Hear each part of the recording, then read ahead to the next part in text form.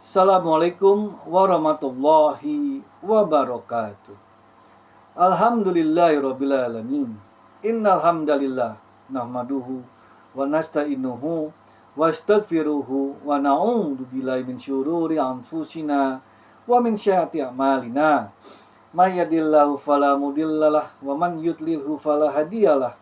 Asyhadu an la ilaha illallah wahdahu la syarikalah wa asyhadu anna Muhammadan abduhu wa rasuluh la nabiyya ba'da.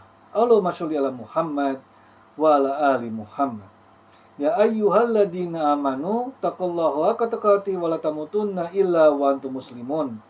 Rabbana zalamna anfusana wa illam taghfir lana wa tarhamna lakunanna minal khasirin.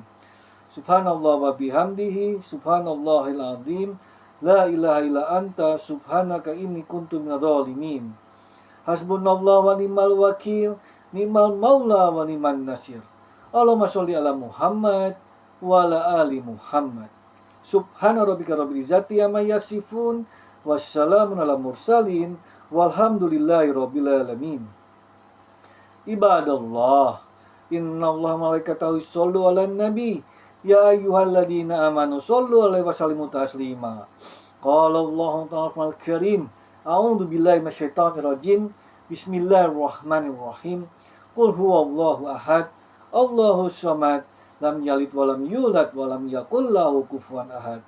Shadaqallahul azim. Raditu billahi rabbah wa bil islami dinah wa bil muhammadin nabiyya wa rasulah.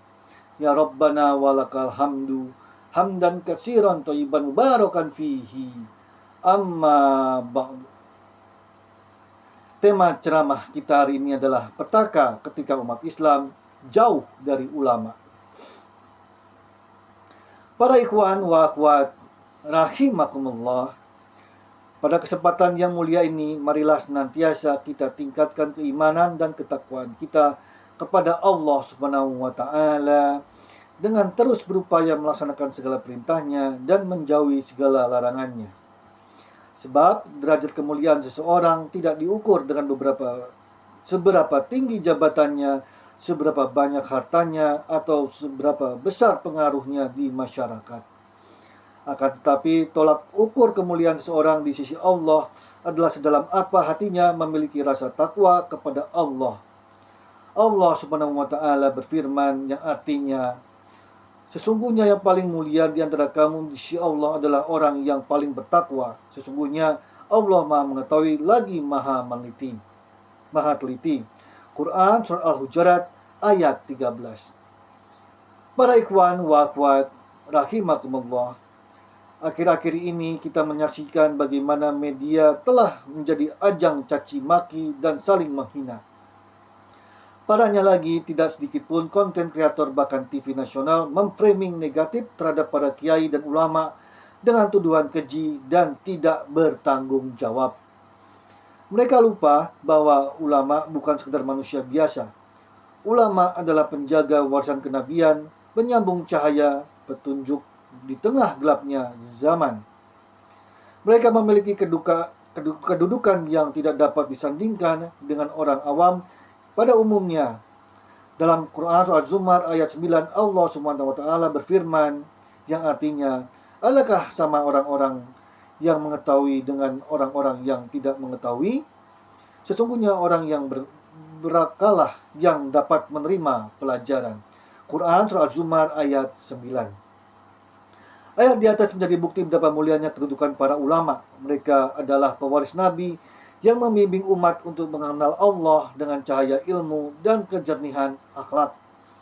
Dalam Al-Quran, ulama disebut sebagai sosok yang selalu khasyah atau takut kepada Allah Subhanahu wa taala, karena merekalah yang paling mengenal dan mengetahui keagungan Allah Subhanahu wa taala.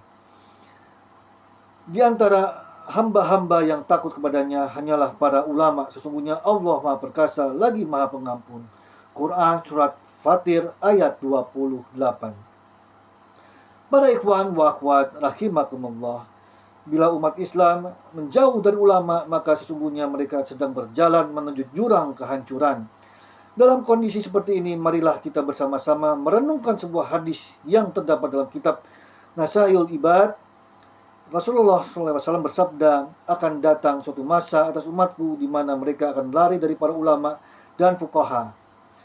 Ketika itu terjadi, maka Allah akan menguji mereka dengan 3 macam bencana. Pertama, Allah akan mengangkat keberkahan dari pekerjaan mereka. Kedua, Allah akan mengangkat penguasa zalim untuk mereka. Ketiga, anak keluar meninggalkan dunia ini tanpa membawa keimanan.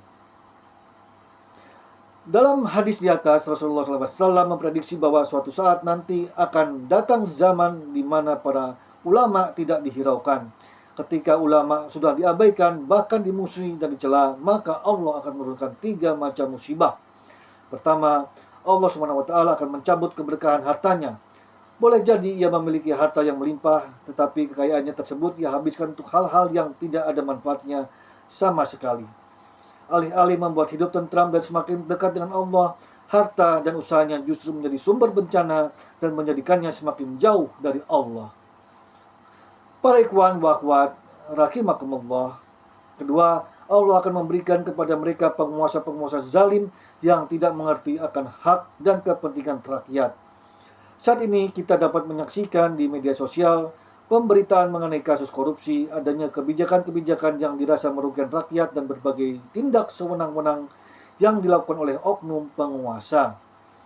Hal tersebut patut menjadi renungan bagi kita bersama dan ajang introspeksi diri. Barangkali kondisi ini terjadi karena kita mulai menjauh dari para ulama. Ketiga, ketika orang telah menjauhi ulama, maka yang paling dikhawatirkan adalah ia akan meninggalkan dunia dalam keadaan tanpa membawa iman. Orang yang meninggalkan ulama dikhawatirkan akan mati dalam keadaan su'ul khotimah. Terkait hal ini, Imam Ibnu Katsir pernah berpesan, ketahuilah wahai saudaraku, semoga Allah memberikan taufik kepada kita dan menunjukkan jalan kebaikan, bahwasanya daging para ulama itu beracun, dan balasan Allah terhadap orang yang merobek kehormatan mereka sudah jelas. Barang siapa yang mengumbar lisannya terhadap ulama dengan tuduhan keji dan celaan, maka Allah akan menurunkan bencana baginya sebelum ia mati dengan dimatikan hatinya. Allah SWT berfirman, maka hendaklah orang-orang yang menyalahi perintah Rasul takut akan ditimpa cobaan atau ditimpa azab yang pedih. Ibnu Hajar Al-Haytami Az-Zawajir an Iktirofil Kaibar. Maka dari itu, marilah kita senantiasa membersamai para ulama. Jangan sampai ucapan dan tindakan kita jauh dari nasihat para ulama, apalagi sampai menyinggung marwah para ulama. Demikian, syukran barakallahu li wa lakum fil Qur'anil azim. Jazakumullahu khairan wa billahi taufiq wal hidayah. Ihdina siratal mustaqim. Wallahu muwaffiq ila aqwamit thoriq. Wassalamualaikum warahmatullahi wabarakatuh.